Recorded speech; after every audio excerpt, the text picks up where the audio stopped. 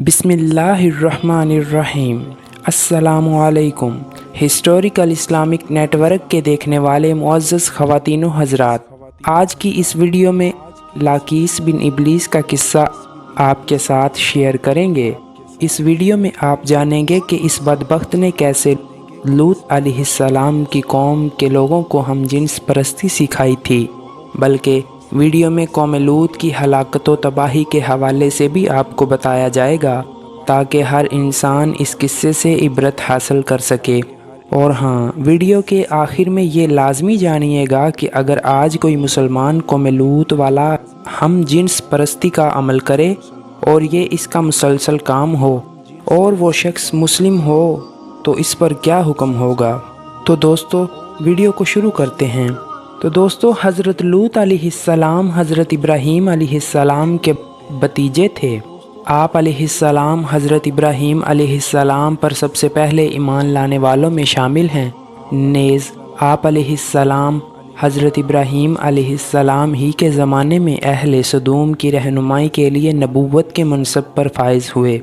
हज़रत लूत अलैहिस्सलाम के वालिद हारान के इंतकाल के बाद हज़रत लूत अलैहिस्सलाम अपने चचा हज़रत इब्राहीम के साथ बाबल में मुकीम रहे और फिर एक अरसे बाद सदूम नामी शहर में आबाद हो गए। सदूम के आसपास 5 नहायत खूबसूरत शहर आबाद थे, जिनमें से हर एक की आबादी 1 लाख नफूस से ज़्यादा ही थी। ये इलाके नहायत सरसब्ज़ व शैदाब और कुदरत की फयाज़ी का हसीन शाहकार थे। इनमें बागात की कसरत थी, तो लहलहाते खेत यहाँ के बासियों की ज़रूरियात से कहीं ज़्यादा थे, और यही वजह थी कि आसपास की बस्तियों के बासी भी अपनी मुआशी ग़िज़ाई ज़रूरियात के लिए इन बस्तियों का रुख किया करते थे। मगर ये बात इन बस्तियों के लोगों को बिल्कुल भी पसंद ना थी। उनके ख़याल में इनकी बस्तियों में पैदा होने वाले फलों, अनाज और सब्ज़ियों पर सिर्फ़ इन्हीं का हक़ था। उनकी शदीद ख्वाहिश थी कि दूसरी बस्तियों के लोग इनके इलाकों में ना आएं, लेकिन ये इन्हें मना करने से भी डरते थे। जब कोई कौम अल्लाह की दी हुई नेमतों का शुक्र अदा करने की बजाय गरूर और तकब्बुर और आदात बद में मुब्तला हो जाए, तो ऐसे लोगों के दिलो दिमाग पर शैतान काबिज़ हो जाता है और फिर ये इब्लीस के नक्शे कदम पर चलने लगते हैं। एक दिन बस्ती के लोग बाहर से आने वालों को रोकने के तरीक़ाकार पर गौर व फिक्र कर रहे थे, तो इब्लीस एक बुज़ुर्ग की शक्ल में उनकी महफिल में आया और कहा, अगर तुम इनसे पीछा छुड़वाना चाहते हो तो मेरे कहने पर अमल करो। अजनबी बुज़ुर्ग की ये बात सब ने नहायत तवज्जो से सुनी और तरीक़ा बताने पर इसरार किया। इब्लीस ने कहा कि कल बताऊँगा। दूसरे दिन वो एक खूबसूरत और नौउम्र लड़के के भेस में आया और इन्हें अपनी औरतों की बजाय मर्दों के साथ फेल बद करना सिखाया। इस तरह इब्लीस के कहने पर इस बदकारी के मौजद यही मलऊन लोग थे। इन्होंने शैतान की ईमा पर एक ऐसा गुनाह ईजाद किया जिसका औलाद आदम में इससे पहले किसी को ख्याल तक न आया था। यही वो वक़्त था कि जब अल्लाह ताला ने हज़रत लूत अलैहिस्सलाम को नबी बनाकर इस कौम की इस्लाह के लिए भेजा।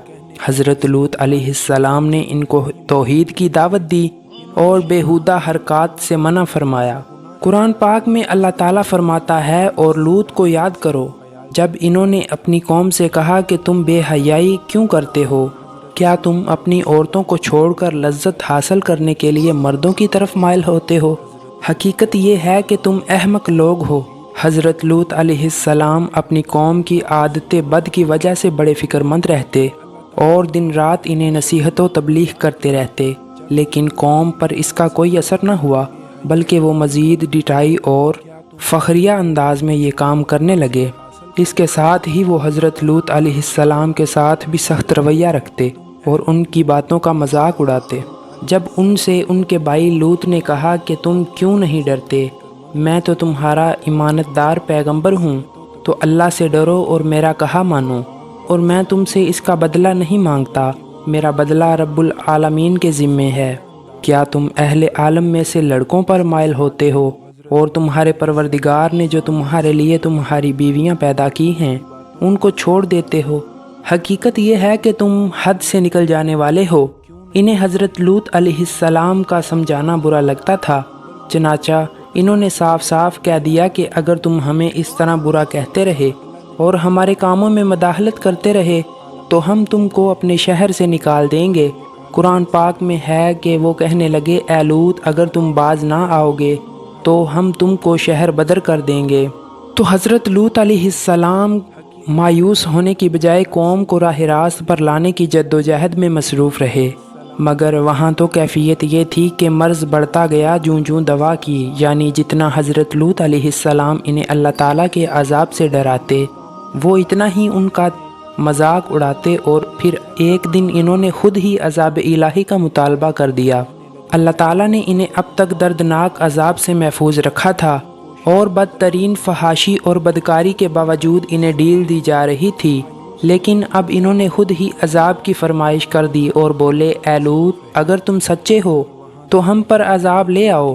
قوم کے اس مطالبے کے بعد حضرت لوط علیہ السلام کو یقین ہو گیا کہ اللہ تعالیٰ نے ان کے دلوں پر مہر لگا دی ہے اور یہ اب راہ راست پر آنے والے نہیں، لہٰذا انہوں نے نہایت بے بسی کے عالم میں اللہ عز و جل کے سامنے ہاتھ پھیلا دیے اور دعا کی اے میرے پروردگار ان مفسد لوگوں کے مقابلے میں میری نصرت فرما۔ اللہ تعالیٰ نے اپنے نبی کی دعا قبول فرمائی اور اپنے خاص فرشتوں کو دنیا کی طرف روانہ کر دیا۔ یہ فرشتے پہلے حضرت ابراہیم علیہ السلام کے پاس انسانی شکل میں تشریف لائے۔ جب وہ فرشتے ان کے پاس آئے تو سلام کیا، انہوں نے بھی جواب میں سلام کہا۔ حضرت ابراہیم علیہ السلام نے دیکھا کہ یہ تو انجان لوگ ہیں، تو انہوں نے مہمان نوازی کے تقاضوں کے پیش نظر انہیں عزت و احترام سے بٹھایا، پھر ان کے لیے گھر سے ایک بنا موٹا بچڑا لے کر آئے اور کھانے کے لیے ان کے آگے رکھ دیا، لیکن انہوں نے کھانے کو ہاتھ نہیں لگایا، جس پر حضرت ابراہیم علیہ السلام نے ان سے استفسار کیا کہ وہ کھانا کیوں نہیں کھاتے۔ اس موقع پر حضرت ابراہیم علیہ السلام کے دل میں کچھ خوف بھی پیدا ہوا۔ فرشتوں نے جب حضرت ابراہیم علیہ السلام کے چہرے پر خوف کے آثار دیکھے تو کہا آپ ہم سے خوف نہ کھائیے، ہم آپ علیہ السلام کو ایک دانش مند بیٹے کی بشارت دینے آئے ہیں۔ حضرت ابراہیم علیہ السلام نے ان سے کہا اے اللہ کے بھیجے ہوئے فرشتوں، اس کے علاوہ تمہارا اور کیا مقصد ہے؟ انہوں نے کہا ہم گناہ گار قوم کی طرف بھیجے گئے ہیں تاکہ ان پر مٹی کے کنکر برسائیں۔ دراصل حضرت ابراہیم علیہ السلام اس لیے فکر مند ہو گئے تھے کہ فرشتے جس بستی کی جانب جا رہے تھے وہاں حضرت لوط علیہ السلام بھی رہتے تھے۔ قرآن پاک میں ارشاد بارک تعالیٰ ہے کہ حضرت ابراہیم علیہ السلام نے کہا کہ اس میں تو لوط بھی ہیں۔ وہ کہنے لگے کہ جو لوگ یہاں رہتے ہیں ہمیں ان سب معلوم ہے، ہم حضرت لوط علیہ السلام اور ان کے گھر والوں کو بچا لیں گے۔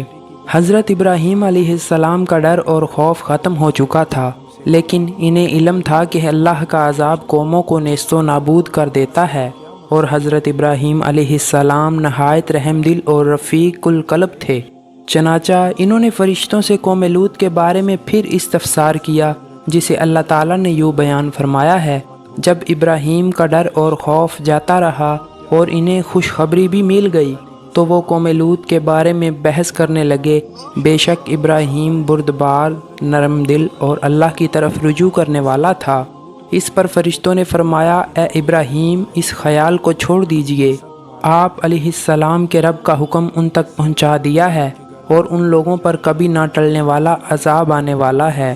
فرشتے حضرت ابراہیم علیہ السلام سے ملاقات کے بعد حضرت لوط علیہ السلام کی بستی میں پہنچے اور دوپہر کے وقت وہاں داخل ہوئے۔ جب وہ صدوم شہر میں پہنچے تو ان کی حضرت لوط علیہ السلام کی صاحبزادی سے ملاقات ہو گئی جو وہاں پانی بھرنے پہنچی تھیں۔ فرشتوں نے لڑکی سے پوچھا ہم یہاں کہیں ٹھہر سکتے ہیں کیا؟ لڑکی نے جواب دیا آپ یہیں رکیں، میں واپس آ کر بتاتی ہوں۔ در حقیقت لڑکی کو ڈر ہوا کہ اگر یہ قوم کے ہاتھ لگ گئے تو ان سے بدسلوکی ہو سکتی ہے۔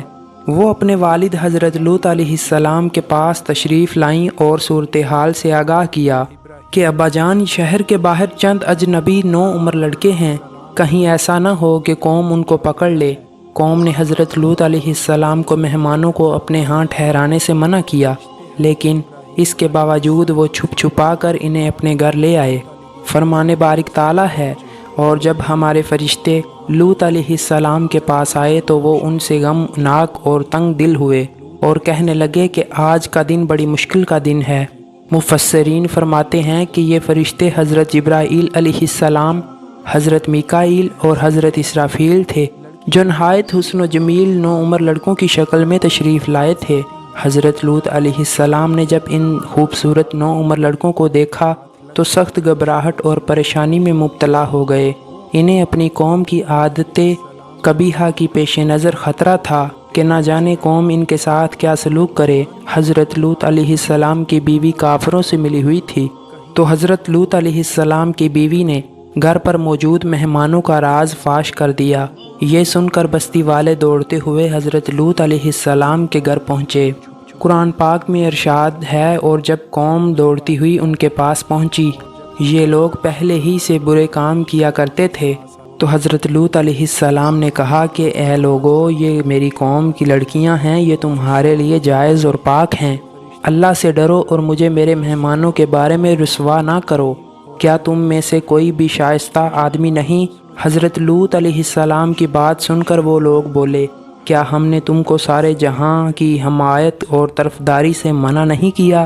اور کہنے لگے، اور تو بے خوبی واقف ہے کہ ہمیں تمہاری بیٹیوں سے کچھ حاجت نہیں، اور جو ہماری اصل چاہت ہے اس سے تم بے خوبی واقف ہو۔ قوم لوط کے اس بے شرم جواب سے اندازہ لگایا جا سکتا ہے کہ وہ فعل بد میں کس حد تک مبتلا ہو چکی تھی۔ مفسرین لکھتے ہیں کہ جب حضرت لوط علیہ السلام کی قوم ان کے گھر کی طرف دوڑتی ہوئی آئی تو حضرت لوط علیہ السلام نے دروازے کو بند کر دیا اور ان نوجوانوں کو ایک کمرے میں چھپا دیا۔ بدکار مسلح لوگوں نے آپ علیہ السلام کے گھر کا گھیراؤ کیا ہوا تھا اور ان میں سے کچھ گھر کی دیوار پر بھی چڑھنے کی کوشش کر رہے تھے۔ حضرت لوط علیہ السلام اپنے مہمانوں کی عزت کے خیال سے بہت زیادہ گھبرائے ہوئے تھے، چنانچہ اس بے بسی کے عالم میں ان کے منہ سے نکلا، اے کاش مجھ میں تمہارے مقابلے کی طاقت ہوتی یا کسی مضبوط قلعے میں پناہ پکڑ سکتا۔ فرشتے یہ سب منظر دیکھ رہے تھے۔ جب انہوں نے حضرت لوط علیہ السلام کی بے بسی اور پریشانی کا یہ عالم دیکھا تو حقیقت سے پردہ اٹھا دیا اور کہا، اے لوط، ہم تمہارے رب کے بھیجے ہوئے فرشتے ہیں، یہ لوگ ہرگز تم تک نہیں پہنچ سکیں گے۔ کچھ رات باقی رہے تو اپنے گھر والوں کو لے کر چل دو، اور تم میں سے کوئی شخص پیچھے مڑ کر نہ دیکھے مگر تمہاری بیوی کہ جو آفت ان پر پڑنے والی ہے وہی اس پر پڑے گی۔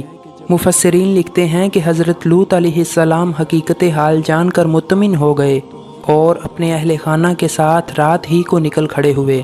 بیوی بھی ان کے ساتھ تھی، لیکن کچھ دور جا کر وہ واپس اپنی قوم کی طرف پلٹ گئی اور قوم کے ساتھ جہنم رسید ہو گئی۔ قوم حضرت لوط علیہ السلام کے گھر کا دروازہ توڑنے پر بزد تھی، چنانچہ حضرت جبریل علیہ السلام نے گھر سے نکل کر اپنے پر کا ایک کونا انہیں مارا، جس سے ان سب کی آنکھوں کے ڈھیلے باہر نکل آئے اور بصارت زائل ہو گئی۔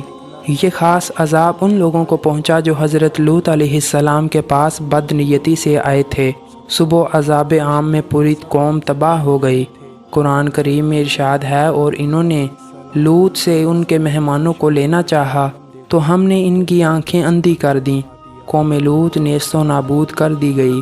صبح کا آغاز ہی ہوا تھا کہ اللہ تعالیٰ کے حکم سے حضرت جبریل علیہ السلام نے بستی کو اپنے پر سے اکھیڑا اور پھر اپنے بازو پر رکھ کر آسمان پر چڑھ گئے، حتیٰ کہ آسمان والوں نے بستی کے کتوں کے بھونکنے اور مرغوں کے بولنے کی آوازیں سنیں۔ پھر اس بستی کو زمین پر دے مارا، جس کے بعد ان پر پتھروں کی بارش ہوئی۔ ہر پتھر پر مرنے والے کا نام لکھا ہوا تھا۔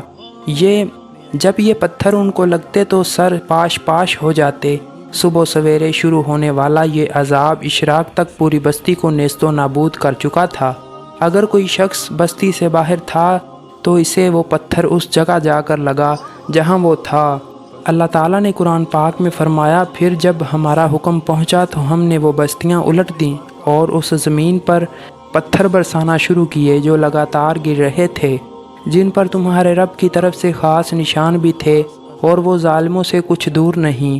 قوم لوط کی ان خوبصورت بستیوں کو اللہ تعالیٰ نے ایک انتہائی بدبودار اور سیاہ جھیل میں تبدیل کر دیا، جس کے پانی سے رہتی دنیا تک کوئی فائدہ نہیں اٹھا سکتا۔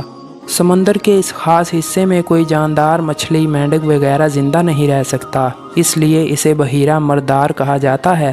اس کے مغرب میں اسرائیل اور اس کے مشرق میں اردن واقع ہے۔ تو دوستو، حضرت لوط علیہ السلام کی قوم کا واقعہ رہتی دنیا تک عبرت کا نشان اور عقل و شعور رکھنے والوں کے لیے نصیحت بنا دیا گیا۔